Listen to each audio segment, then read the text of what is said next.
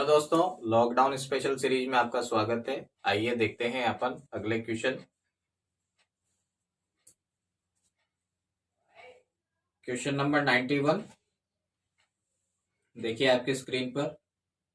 Cricket bat की कीमत आधी घटा दी गई तथा परिणामी कीमत को दोबारा 10% घटा दिया गया, तो अंतिम कीमत प्रारंभिक कीमत से कितने प्रतिशत होगी। जो बैट था, पहले मान लीजिए 100 का था, वो उसकी कीमत आधी कर दी गई, तो आधी कर दी तो कितना हो गया, 50 का हो गया। अब जो ये 50 का हुआ है, इस पर भी 10% ऑफ कर दिया, 10% की और कटौती की गई।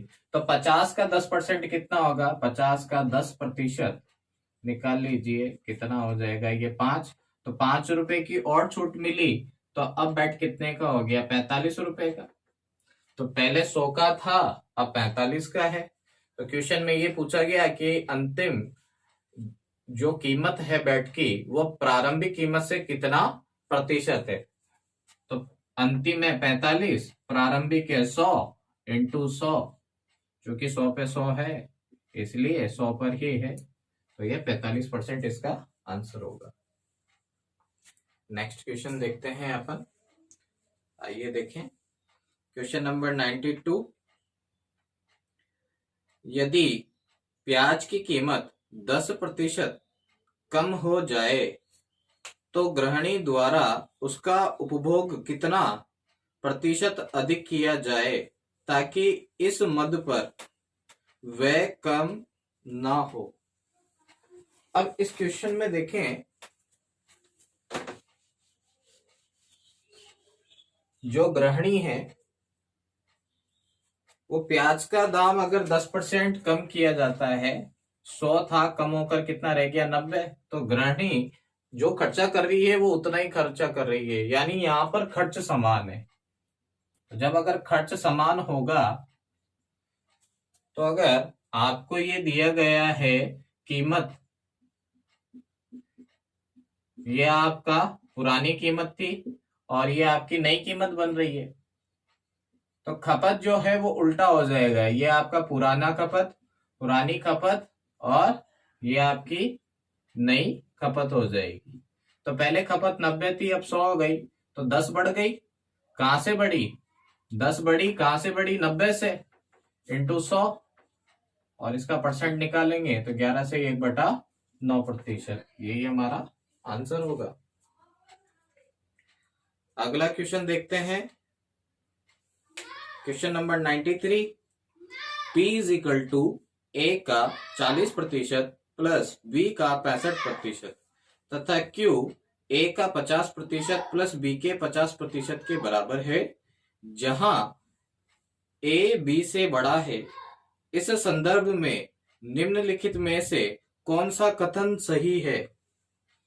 तो आइए देखते हैं।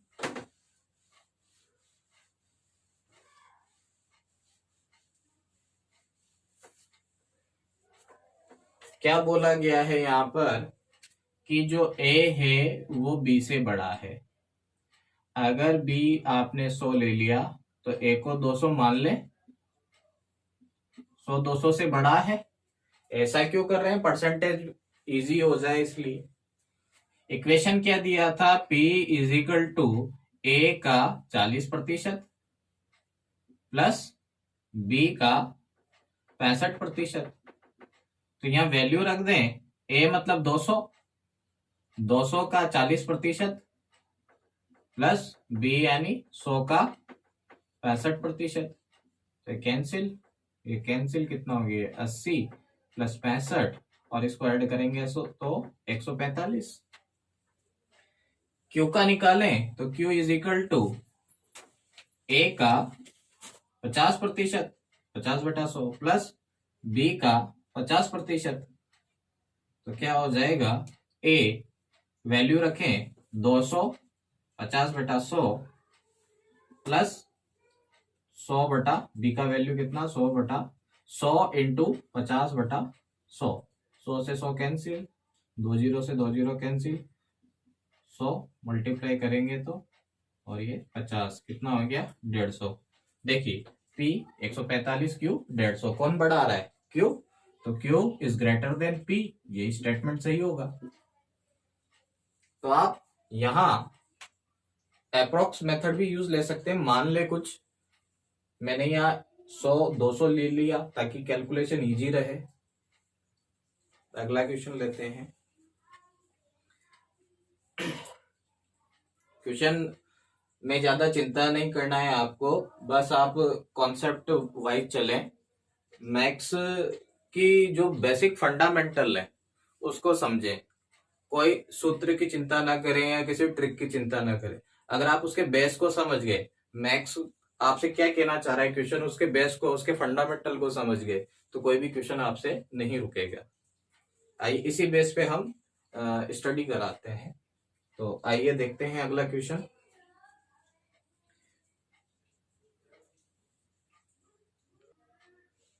क्वेश्चन 94, किसी शहर में 12% परिवार एक वर्ष में 30,000 से कम कमाते हैं। 6% परिवार एक वर्ष में 2 लाख रुपए से कम 2 लाख रुपए से अधिक कमाते हैं। 22% परिवार एक वर्ष में 1 लाख से अधिक कमाते हैं तथा 990 परिवार एक वर्ष में 30,000 से 1 लाख के बीच कमाते हैं। कितने परिवार 1 लाख से 2 लाख के बीच कमाते हैं? आइए देखते हैं।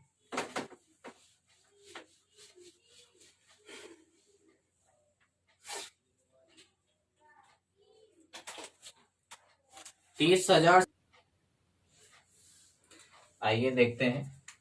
एक परिवार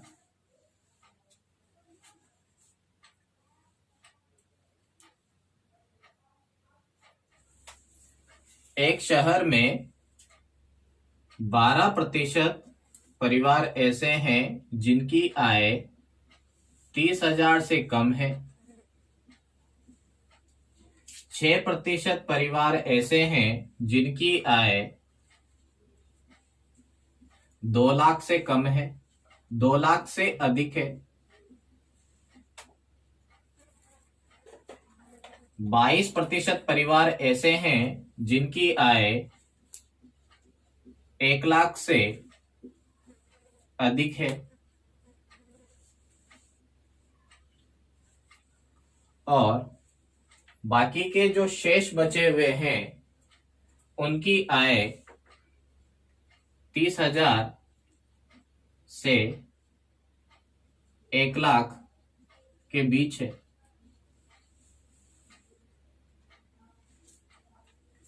अब शेष कितना बच रहा है इसे देखते हैं।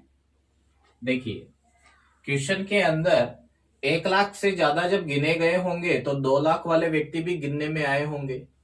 तो इन दोनों का परसेंटेज मिक्स में भी है।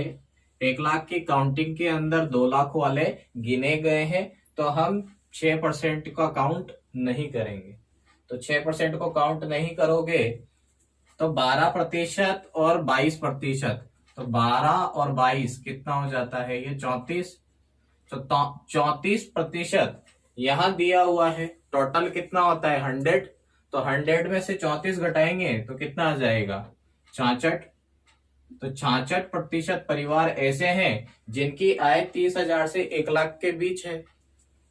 तो 66%। और अपन को क्वेश्चन में ऐसे कितने परिवार दिए हुए हैं? 990 परिवार। क्वेश्चन में ये पूछ रहा है हमसे कि 2 लाख और 1 लाख के बीच कमाने वाले लोगों की संख्या कितनी है। 1 लाख से 2 लाख के बीच कमाने वाले व्यक्तियों की संख्या कितनी है? तो 1 से 2 के बीच कमाने वालों की संख्या कितनी है? देखिए 22% लोग तो वो हैं जो 1 लाख से ज्यादा कमाते हैं, और 6% वो लोग हैं जो 2 लाख से ही ज्यादा कमाते हैं। तो इसके बीच में 1 से 2 के बीच में हम निकालें, 1 लाख से 2 लाख के लिए हम निकालें तो 22 में से 6 को घटा दें, 16%। तो 16% ऐसे लोग होंगे जो 1 लाख से 2 लाख के बीच कमाते होंगे। तो हमें क्या निकालना है? 1 लाख से 2 लाख के बीच, तो कितने होंगे? 16%। इसे निकाल लें। सॉल्व करेंगे तो 66 x is equal to 990 16 x को अकेला करें 990 16/66 11 से काट लीजिए आप 90 बार और ये 11 से 6 बार 6 से इसको 3 से काट लें आप 3 से 30 बार तो 3 से कितनी बार कटेगा 2 बार 2 से इसको काट लें 8 बार 30 और 8 को मल्टीप्लाई करोगे 30 और 8 को मल्टीप्लाई करोगे तो कितना आएगा 240 तो 240 परिवार ऐसे होंगे जिनकी आय 1 लाख से 2 लाख के बीच में होगी। नेक्स्ट क्वेश्चन लेते हैं।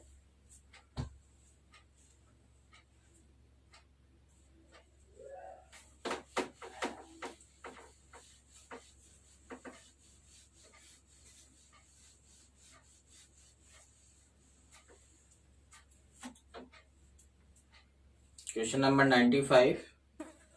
यदि एक वृत्त की त्रिज्या 1% से बढ़ाई जाती है तो उसके पृष्ठीय क्षेत्रफल में प्रतिशत बढ़ोतरी क्या है।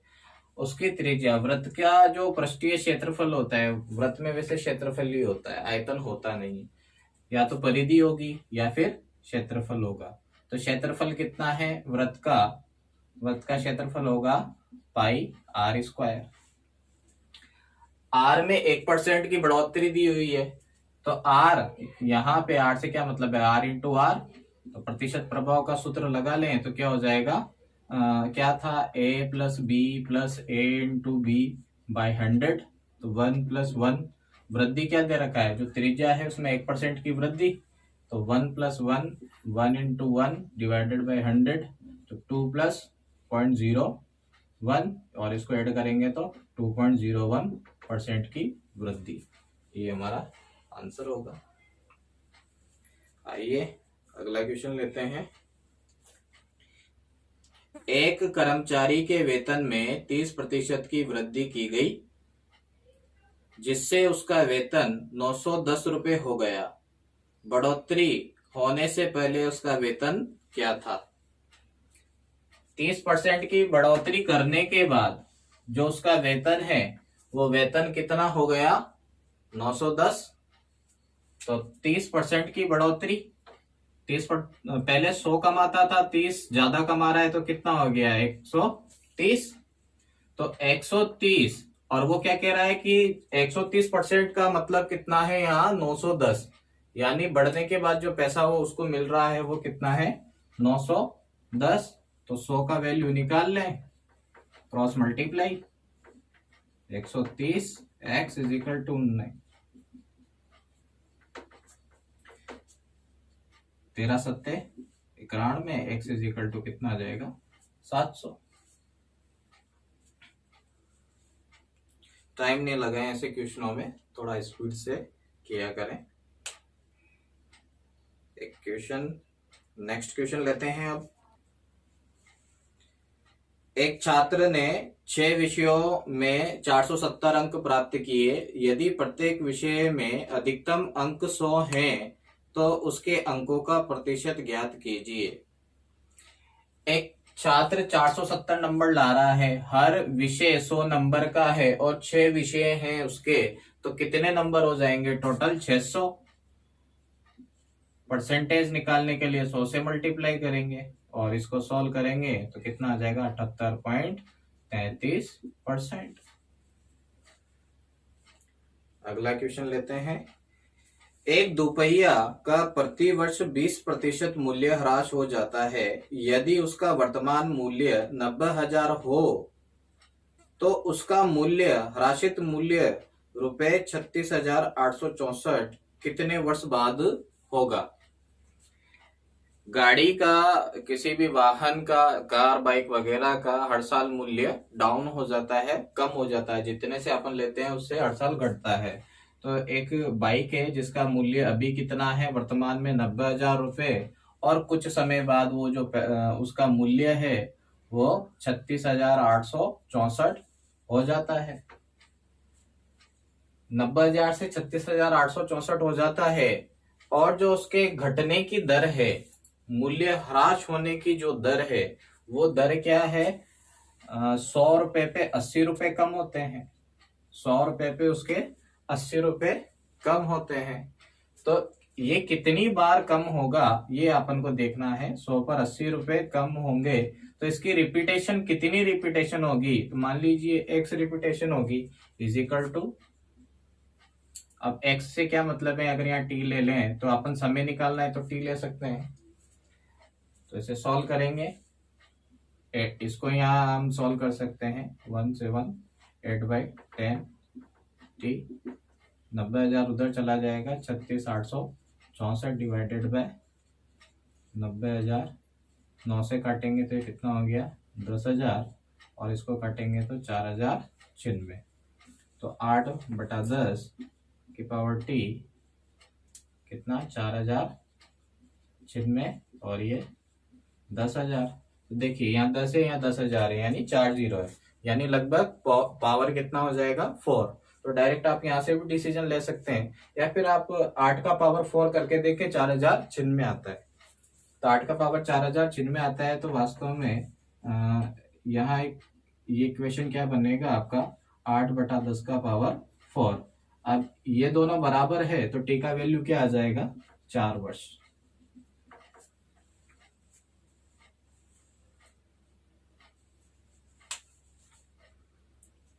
इस सीरीज का अगला क्वेश्चन लेते हैं।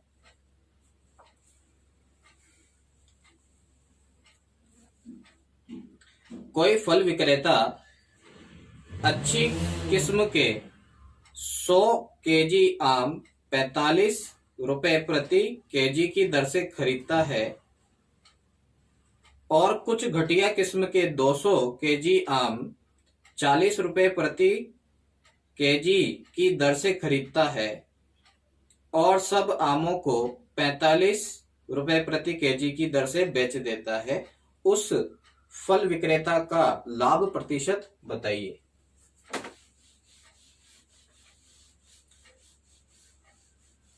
जो ये फल विक्रेता है ये 2 सौदे कर रहा है, जब वो खरीद के लाता है 100 किलो आम ला रहा है वो 45 रुपए की दर से, तो कितने पैसे देके आया 4500 रुपए। 200 किलो आम लेके आया वो 40 रुपए की दर से, तो कितने 8,000 रुपए देके आया। तो पैसे कितने देके आया वो, टोटल आम उसके आए 12,500 रुपए के। अब उसने जो आम बेचे तो उसके पास टोटल आम कितने हो गए 300 आम बेचे उसने 45 रुपए की दर से, तो उसका प्रॉफिट 13,500 रुपए। 300 रुपए की दर से बेचेगा तो 13,500 रुपए कमाए उसने। उसका जो लाभ मिला उसको 12,500 में खरीदे 13,500 में बेचे, तो कितना 1,000 रुपए का उसको लाभ मिला। अब ये 1,000 रुपए का लाभ उसको मिला है, लाभ प्रतिशत इसमें निकालना है अपन को। लाभ प्रतिशत 1,000 रुपए प्रॉफिट, पैसा कितना लगाया 12,500 इंटू 100, 1,000 में 125 का भाग देंगे 8% आंसर।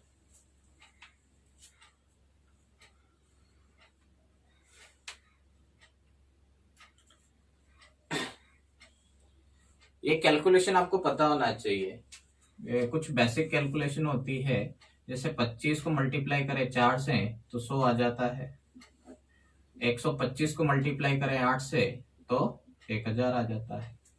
तो बेसिक कुछ कैलकुलेशन होती है जो आपको हमेशा याद रहे, तो क्वेश्चन करना इजी हो जाता है। जब 125 का भाग लगाएंगे 1,000 में 8% सीधा सीधा, और सॉल्व जो आप पुरानी विधियों से करते आए हैं बचपन से वैसे कर सकते हैं।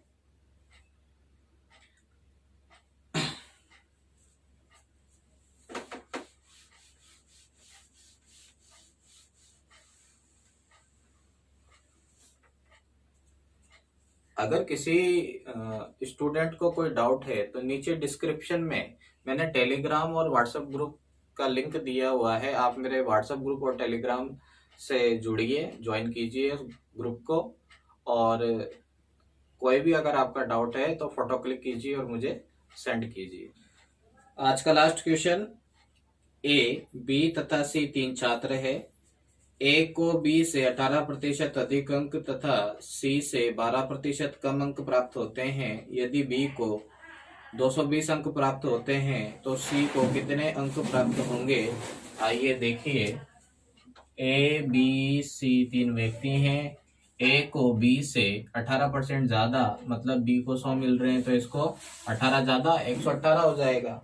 ए को सी से 12% कम, तो सी से 12% कम होगा तो सी अगर 100 है तो ये कितना हो जाएगा? 88। अब ए ने जो प्राप्तांक लिए हैं वो तो इक्वल आने चाहिए। ए का जो प्राप्तांक है वो क्या होना चाहिए? समान। तो इसको समान बनाने के लिए क्या करें? इसको समान बनाने के लिए इसको मैं 88 से गुणा कर दूं और इसको 118 से, तो इसको 88 से गुणा करूंगा तो ये पूरा 88 से गुणा हो जाएगा अनुपात, और इसको 118 से मल्टीप्लाई कर दूं तो ये 118 से मल्टीप्लाई हो जाएगा अनुपात। तो यहाँ कितना हो गया? ये 88 118। इसको सॉल्व कर लीजिए थोड़ा सा। अब देखिए बी के प्राप्तांक कितने हैं? 8800। अपन को क्वेश्चन में कितना दे रखा है? 220। तो अपने तो प्राप्तांक कितने आ रहे हैं? 8800। क्वेश्चन में कितना दे रखा है? 220। सी का प्राप्तांक अपना कितना आ रहा है? 11800। 11800 ये निकाल लें, क्रॉस मल्टीप्लाई। तो इसको इससे मल्टीप्लाई करेंगे, 8800 into X is equal to 220 into 11800। X is equal to 220 into 11800 divided by 8800। ये 20 से 20 कैंसिल, इसको काटें तो कितना हो जाएगा? ये 22 से अगर इसे काटें तो ये 10 बार और ये 4 बार। तो x is equal to 1180 divided by 4 कितना आ जाएगा? 295 अंक। तो सी के प्राप्तांक कितने हो जाएंगे? 295।